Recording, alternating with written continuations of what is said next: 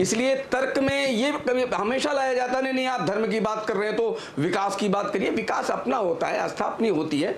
और ये जो पक्ष आया है कोर्ट का, मुझे लगता है ये बहुत अच्छा है और ये सारे देश में सद्भाव बनाने का ये काम करेगा। वैसी साहब केवल कहते हैं लिटिगेशन बढ़ेगी और देश में और क्या क्या होगा, तो इसका मतलब इनके मन में है कुछ कराने का। जी ठीक है, अंबेडकर साहब आप कुछ कहना चाह रहे हैं? आप जी, मैं कहना चाह रहा हूं कि विजय साहब ने जो स्टेटमेंट दिया है, इसका मतलब है कि ये the places of worship act 1991 के इस कानून को जो है दरकिनार करते हैं। हम बिल्कुल बात करेंगे, हम तो कानून की बात करते हुए आए हैं और कानून की ही बात कर रहे हैं। आपने प्लेसेस ऑफ वर्शिप एक्ट को बाईपास करके जो है इस देश में जो धर्म है, धर्म को बढ़ावा दिया है और लोगों में विकास की भावनाओं को खत्म नहीं, लेकिन करके ये किसने बाईपास किया? ये भी तो आदेश को ये मन से थोड़ी दे रहे हैं विजय शंकर तिवारी जी, ये तो कोर्ट से आया ना। मैं भट्ट साहब, मैं आपको सुप्रीम कोर्ट का ही आदेश बता दे रहा हूं। पिछले साल अगस्त में 5 महिलाओं ने ज्ञानवापी मस्जिद के लिए जो है पिटीशन डाली और उस पिटीशन को लेकर के हाई कोर्ट ऑफ इलाहाबाद ने क्या कहा? Judicial enthusiasm should not obliterate the profound responsibility that is expected from the court below. Court below और हाई कोर्ट ऑफ इलाहाबाद ने 9 सितंबर 2021 को ये आदेश पारित किया और उस पिटीशन को स्टे किया। लेकिन अचानक 2022 में अप्रैल में ऐसा क्या बदल गया कि जिससे उसी हाई कोर्ट ने उस आदेश को फिर से मना कर दिया, रोका नहीं और इस प्रकरण को आगे बढ़ने दिया गया। हम ये समझ सकते हैं कि इस देश में आज, जब हम पहले बात करते थे डेमोक्रेसी की, हमें बात करते थे जुडिशरी की, तो कमिटेड जुडिशरी की जगह पर अब डिटरमाइंड जुडिशरी का ये चलन चालू हो चुका है, जो सरकार के साथ और साथ चलना चाहता है। तो आप ये कह रहे हैं, तो फिर अभी आपने कहा कि हमको तो कानून में विश्वास है, भरोसा है, तो ये बात तो फिर आप अपनी बात से गोल घूम गए।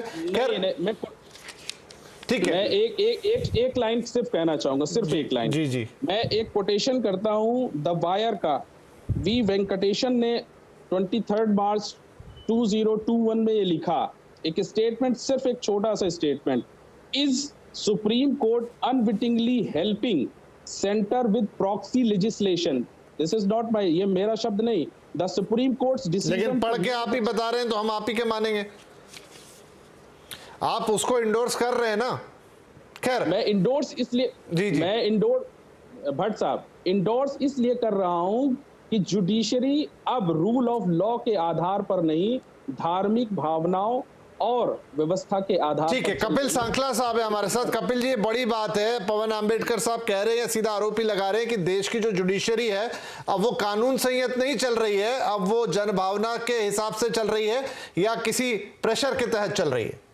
मैं कुछ मिनटों के लिए बड़ा खुश था कि एमएम की तरफ से जो प्रवक्ता हैं वो चिल्ला नहीं रहे हैं और बहुत लॉजिक पे बात कर रहे हैं, पर मुझे बहुत खेद है कि अब जो उन्होंने बोला वो बहुत ही छोटी बात बोली और बहुत ही गलत बात बोली। देखिए, अगर ऑर्डर इनके फेवर में होता तो ये कहते जुडिशरी बहुत बढ़िया है, बहुत नेक है, बहुत बढ़िया है।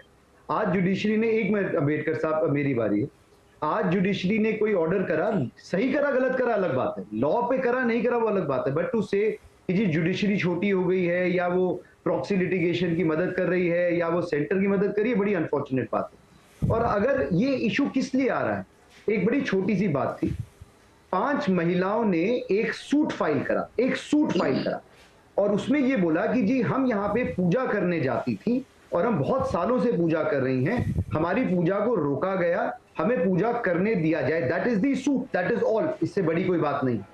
उस सूट को सुप्रीम कोर्ट के पास गई, उन्होंने उस मैटर को वापस भेजा और वहां पे जो कुछ हुआ वो आपको मालूम है। पर ऑपोजिट पार्टी ने, सर एक मिनट रुकिए, ऑपोजिट पार्टी ने ऑर्डर 7 रूल 11 की एप्लीकेशन लगाई। वो एप्लीकेशन क्या होती है कि जी सूट को नहीं सुना जाना चाहिए, सूट को अभी खत्म कर देना चाहिए, बर्खास्त कर देना चाहिए, सूट में ऐसा कुछ नहीं है कि आप इस सूट को आगे सुनो।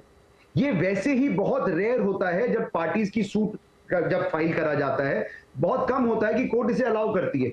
बहुत ही कड़े मापदंड होते हैं ये बोलने के कि आपको हम सुनेंगे नहीं, आपको एविडेंस लाने की जरूरत नहीं देंगे, आपके मैटर में कुछ नहीं है, आप घर जाइए, बहुत ही रेयर होता है। ये सांकला साहब सिर्फ एक प्रश्न, सिर्फ एक मिनट, अम्बेडकर जी बोलने दीजिए ना उनको। सांकला साहब सिर्फ एक मैं सिर्फ प्रश्न। लॉ की बात करता हूँ। अम्बेडकर साहब, मैंने आपको रिस्पेक्ट करा, आप मुझे करेंगे क्योंकि आपने मेरी कोर्ट के बारे में बिल्कुल, कुछ कहा, बिल्कुल, इसलिए मैं बिल्कुल। बोलूंगा। तो देखिए 7-Eleven की जो एप्लीकेशन होती है वो बहुत ही रेयर एडमिट करी जाती है, ज्यादातर वो डिसमिस ही होती है, क्योंकि कोर्ट ये बोलता है भैया हम एक पार्टी को सुने तो एविडेंस तो लाने दें, ऐसी कौन सी बड़ी बात होगी। तो ये होता है कि अगर कोई एकदम अनडिनाइबल प्रूफ होता है, और इसमें 7-Eleven में क्या बोला गया कि जी ये सूट बार्ड है बाय लॉ, आप इसे नहीं सुन सकते हैं, क्योंकि यहाँ इसमें ये जो एक्ट है प्लेसेस ऑफ वर्शिप एक्ट, वो उसमें ये क्या कहते हैं सेक्शन 4 कहता है कि ये मैटर सूट में नहीं सुना जा सकता। कोर्ट ने इस एप्लीकेशन को आज डिसमिस कर दिया, बोला नहीं हम एविडेंस देने देंगे, आप ट्रायल पे आइए, क्योंकि और ये लिखा नहीं है, ये मैं प्रिज्यूम कर रहा हूं, क्योंकि उस एक्ट में ही लिखा हुआ है कि अगर कोई प्रॉपर्टी कन्वर्ट नहीं हो रही है तो ये सूट सुना जाए, तो ये वो सूट उस पर बनता है। अगर वो एंशिएंट मॉन्यूमेंट है तो सूट उसमें बनता है, अगर वो जो एंशिएंट मॉन्यूमेंट एक्ट में आता है तो सूट बनता है। अगर ये औरतें कह रही हैं वहां पे पहले ही पूजा करनी है तो कन्वर्जन का तो सवाल ही पैदा नहीं होता।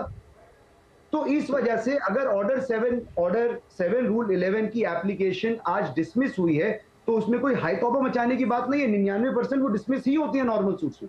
ठीक है, तो इस वजह से अंबेडकर साहब का आज तोहमत लगाना जुडिशरी पे, चूंकि उनकी एक एप्लीकेशन जो कि बहुत ही इनिशियल सांकला साहब सिर्फ एक नहीं, मैं अम्बेडकर साहब आऊंगा, अभी और भी मेहमान है, मैं आपके पास भी आऊंगा और वक्त भी हमारे पास। सादी साहब जो अभी बात कह रहे हैं यहाँ पर कपिल जी कि वहां पर 1992 तक तो वर्शिप होती थी, रेगुलर होती थी, उसके बाद वो किन्हीं किन्हीं कारणों से बंद कर दी गई। अब उस पूजा को ही तो दोबारा शुरू करने की बात थी, उस पर इतनी आपत्ति क्यों? ये देखिए, जिस तरह मैंने संयम से सबको सुना है इसी तरह मुझे भी सुनने की संयम, बिल्कुल बिल्कुल, बोलिए साहब, मुझे भी उतना ही समय दीजिएगा जितना समय इनको दिया है। हाँ, तो मैं नहीं बोलूंगा। मैं कह रहा हूं आपको, 1947 में जब हमारा मुल्क आज़ाद हुआ, पहले प्राइम मिनिस्टर पंडित जवाहरलाल नेहरू जी बने, उस वक्त हुआ, उसमें कहा जो धार्मिक स्थल है उनकी जो स्थिति है यथायथी वो बनी रहेगी। अगर हमारा संविधान, हमारा कानून इस बात की इजाज़त देता है, हमारा प्राइम मिनिस्टर इस बात का ऐलान करता है, जो मस्जिद है मस्जिद रहेगी, जो मंदिर है मंदिर रहेगा, तो फिर ये वायबल है क्यों? फिर जब बाबरी मस्जिद का केस 1949 में दोबारा शुरू हुआ और उसके अंदर भी निचली कोर्ट ने जो हमारे साथ विश्वासघात किया, उसी तरह का परिचय आज हमें मिल रहा है। हम कोर्ट पर पूरा न्याय पर भरोसा करते हैं, लेकिन ये सोची समझी साजिश है